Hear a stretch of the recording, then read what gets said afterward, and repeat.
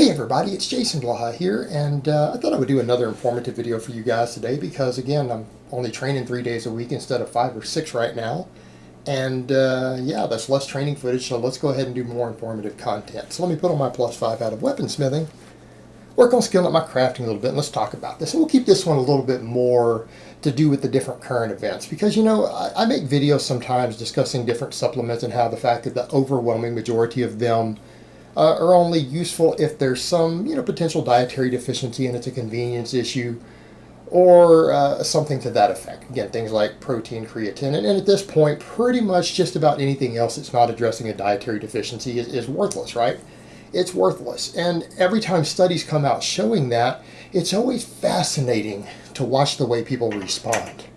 And I got it today, like even when I was talking again about pre-workouts this morning, there are people who came in and they justify their purchase, and they will say things. I've even had some people say, like, I don't need a study to tell me that it doesn't work because I feel the difference. I've experienced it myself. And that's called buyer's justification, and it's really interesting when you observe people over the years who lift. I get more and more guys coming onto this channel. That's one of the reasons I'm past 100,000 subs now. More and more guys who've been training 5+ years. And what you find in guys who have been training usually 5+ years, you find less supplement use, not more.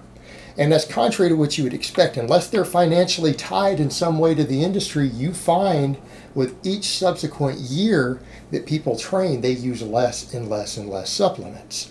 And people start to get wise to the game. And that's why you need a new generation of lifters each time, and they hit them with all the indoctrination because they start realizing most of this stuff doesn't work. And guys, I did the same thing, man. 15 years ago, I bought plenty of supplements. I bought just as many as a lot of you guys do. I fell for a lot of the scams. It's normal. But the problem is that, and again, you'll see people put in the comments below all the time, yeah, you're right, man. After about 7-8 years of training, I realized supplements for the most part don't work, and I don't even take anything anymore, and I continue to just make a little bit of gains and keep everything I've had. And you'll see guys are like, I'm still benching 350, still squatting 450, or still have, 17-inch arms, whatever it is that they're at.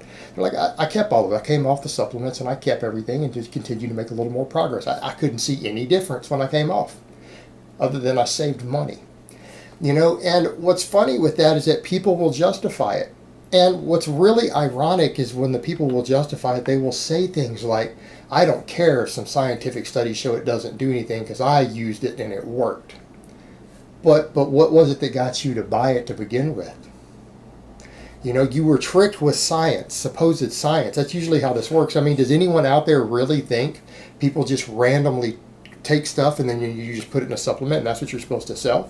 I mean, unless you believed there was some scientific evidence that had looked at it and had a mechanism at least described of how it could benefit you, no one just assumes that random swamp algae or mushrooms that you grind up off the ground are going to help you in some way with your lifting or your performance, right? Or are going to have a magical muscle growing or fat burning effect or something.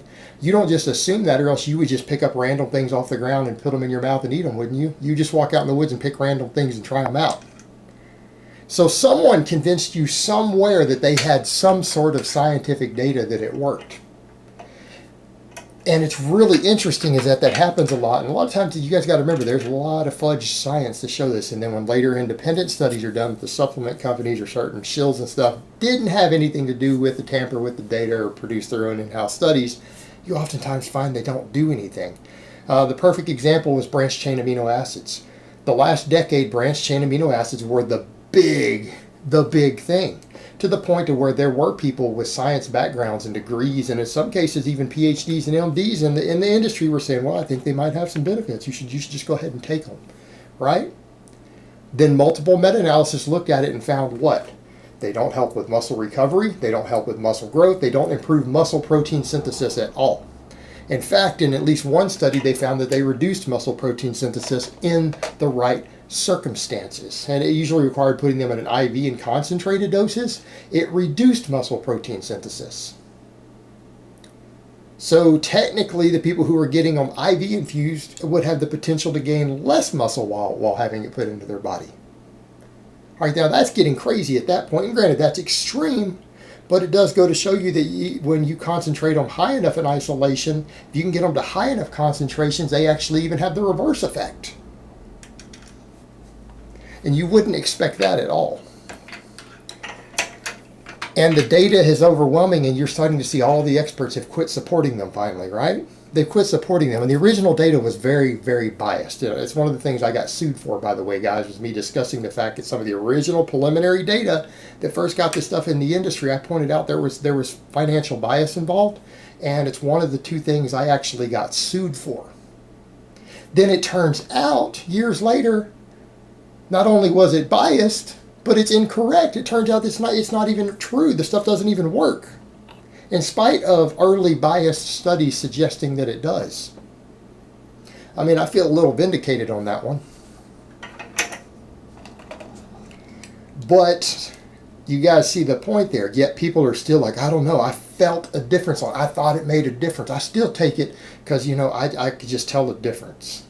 But when it's been looked at and meta-analysis are showing it doesn't even do what you're thinking, it doesn't really help you, yet people are still buying it because they feel like it works. It's that buyer's justification, and that's what it is, guys. And a lot of it, what it comes down to, nobody wants to feel like a fool, right? Nobody wants to admit that they just got made an ass out of, that they got conned, that they got fooled, they got tricked. Because we take that personally. That hurts our pride. It hurts our ego for any of us to admit that we just got took. It makes us feel stupid, and oftentimes it's better to continue in our minds. It's better for our ego sometimes to keep paying for something that doesn't work than to admit that we just got made an ass of. I've been there, guys. I mean, look, I took glutamine back in the day. All right, I used to take 30 grams of glutamine a day before I found out when orally bioavailable glutamine doesn't do anything for muscle protein synthesis. It has to be going through an IV to do anything. Again, once more and more data looked at that, I got took, guys. And you know what? I felt a little foolish when I finally admitted it because I had been taking 30 grams of glutamine for over a year every day. And I thought it worked. Like I felt like it was helping me, and it turned out it wasn't doing anything. And then when I came off of it, nothing changed. There was no difference. But I got took, and that's a perfect example. You know what? I felt kind of foolish afterwards. I mean, seriously, 30 grams of glutamine a day.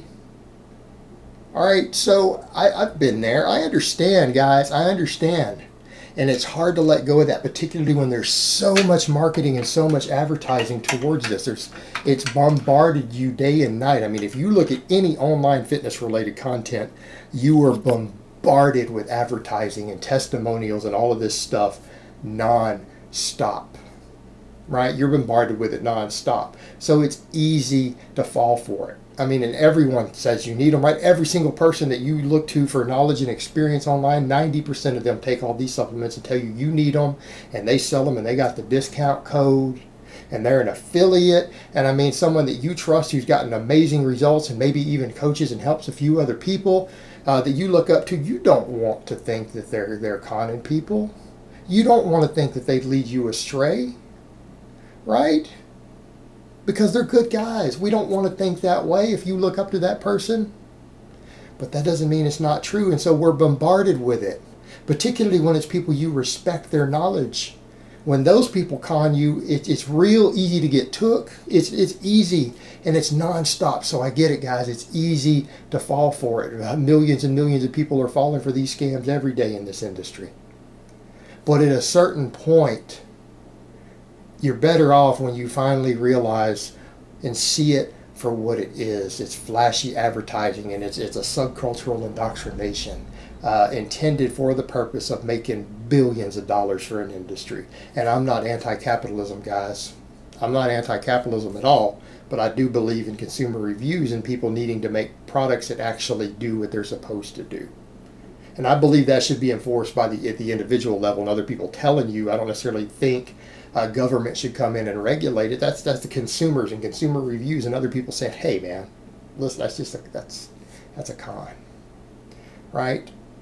That's how we deal with it. That's how we fix it. We need more people who are experienced lifters, have been in the game a long time, to say, guys, this stuff's bullshit. None of it works. Every single one of these things are selling right now. 5, 10 years, new meta-analysis are going to come out and show you they don't even work, and then by then they'll have new stuff kicked out for you to take, and it just runs in a continual cycle year after year after year.